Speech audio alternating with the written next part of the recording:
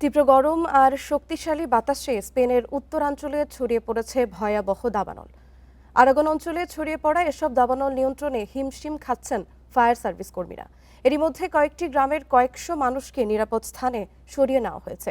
এছাড়া ছড়িয়ে পড়া দাবানলে পুড়ে গেছে ৪,৫০০ হেক্টরের বেশি এলাকা।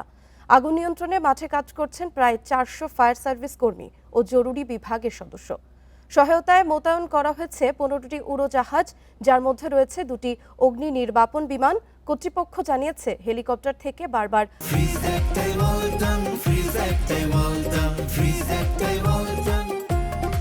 পানি ছুড়ে আগুন নেভানোর চেষ্টা করলেও শক্তিশালী বাতাস পরিস্থিতিকে আরও জটিল করে তুলছে।